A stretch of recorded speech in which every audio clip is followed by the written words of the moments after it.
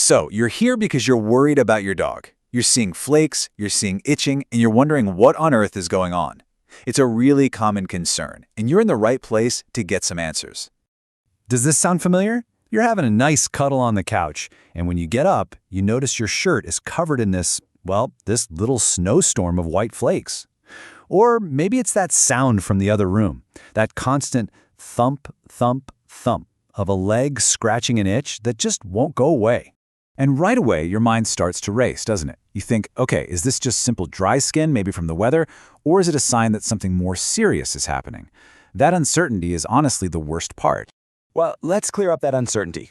Over the next few minutes, we're going to break down what could be behind all that flaking and itching. We'll talk about exactly what to look for, and most importantly, how you can help your best friend get some real relief and feel good again. Okay, so first things first. What we casually call dandruff on our dogs is usually a bit more complex than just dry skin. It's often a sign of a specific condition. The proper term for it is canine seborrhea. Now, that sounds super technical, I know, but the idea behind it is pretty straightforward. See, your dog's skin is supposed to renew itself on a nice, orderly 21-day schedule. But with seborrhea, that whole process gets thrown into fast forward. The skin cell factory goes into overdrive, and all those extra cells get pushed to the surface way too fast, creating the flakes we see. To really get it, I want you to picture your dog's skin like a perfectly built brick wall. The skin cells are the bricks, right? And the natural fats and lipids in between them? That's the mortar. This wall is so important because it does two things. It locks precious moisture in, and it keeps nasty irritants and allergens out. And here you can see exactly what I mean. On the left, you've got that strong, healthy wall. Everything is tight and secure. But on the right, in a dog with skin problems, that mortar starts to crumble. Gaps form. Suddenly, the wall is leaky. Moisture gets out, making the skin dry, and all sorts of allergens and bacteria can sneak in, triggering all that inflammation and itch. So the big question is, what's causing that wall to break down in the first place? Well, there are really two main roads that can lead to this problem, and figuring out which road your dog is on is absolutely key. We split seborrhea into two types. Primary seborrhea is genetic. A dog is literally born with the tendency for their skin to act this way. It usually pops up before they're about 18 months old, and it's a lifelong thing you manage, not cure. But, and this is a big but, the vast majority of cases, I mean most of them, are secondary seborrhea. This is where the dandruff is just a symptom of another problem. And that's great news, because it means if we find that trigger and fix it, the dandruff usually goes away. So, what kind of triggers are we talking about? Well, here are the usual suspects. Allergies are at the top of the list. Could be from food, fleas, or even pollen in the air. Hormonal issues, like a low thyroid level, are a big one too. Then you've got parasites, not getting the right nutrients in their diet, or even something as simple as bathing them too much or with the wrong kind of shampoo.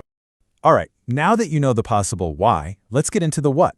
What should you actually be looking for at home, besides those flakes? You know, not all dandruff is created equal, and the type can give us some major clues. You might see Seborrhea sicca, which is the dry kind, just fine whitish flecks. Or your dog might have Seborrhea oleosa, which is the oily type. This feels greasy to the touch, has yellowish clumps, and often comes with this really strong, musty smell. Some people say it smells like corn chips, and that's often a huge hint that there's a yeast infection along for the ride. And it's rarely just the flakes. You've got to look for the other signs that come with it. Is your dog constantly scratching or biting at their skin? Do you see red, angry-looking patches? Is their hair starting to thin out? And don't forget the ears. Check for a lot of waxy gunk in there, because the same process can happen inside the ear canal. Now, here's a really weird one. Every once in a while, a pet owner will come in and tell me something that sounds crazy. They'll say, "Doc, I swear the dandruff on my dog's back looks like it's moving." Well, they aren't seeing things. There's a condition nicknamed walking dandruff. It's not actually dandruff at all. It's a parasitic infestation caused by tiny little mites. These guys live just under the surface scales of the skin, and as they crawl around, they carry the flakes with them, creating that creepy illusion of movement. And the really important thing to know is that it's highly contagious to your other pets, and sometimes even to people. Okay, you've seen the signs at home, you've played detective, now what? The next and most important step is getting a proper diagnosis from your vet. I know a vet visit can be stressful for both you and your dog, but please try to think of it like you're a team. You and your vet are partners working to solve a puzzle. You bring the crucial clues from home, and your vet brings the diagnostic tools. Together, you're going to figure out what's really causing your dog's discomfort. So what does that look like? Well, it's a pretty logical process. It'll start with a really thorough physical exam. Then your vet will likely take some simple skin samples, maybe using a piece of clear tape or a gentle scrape to look for things like mites or yeast under the microscope. If an internal problem is suspected, blood work is next to check for things like thyroid issues. And only in really complex cases is a small skin biopsy needed to get the final piece of the puzzle.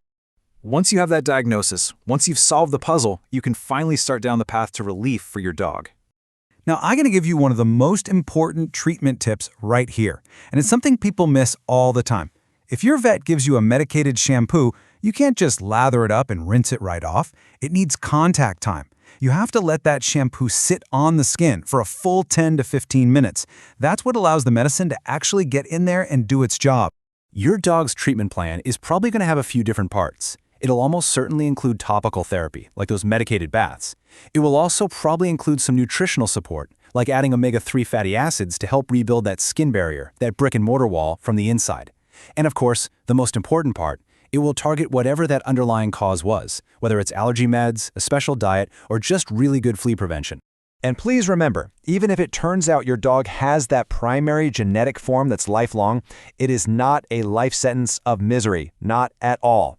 The goal is always the same. We manage the condition so that your dog can live a completely comfortable, happy, and itch-free life. We have covered a ton of ground here, from skin cells to creepy crawly mites. But if you walk away with just one single thing today, I want it to be this. That dandruff you're saying, it's just a symptom. It's a sign. It's your dog's body sending up a flare to tell you that something is wrong. So don't just treat the flakes. Work with your vet to find the why behind them, because finding that root cause is the only way to give your dog real, lasting relief.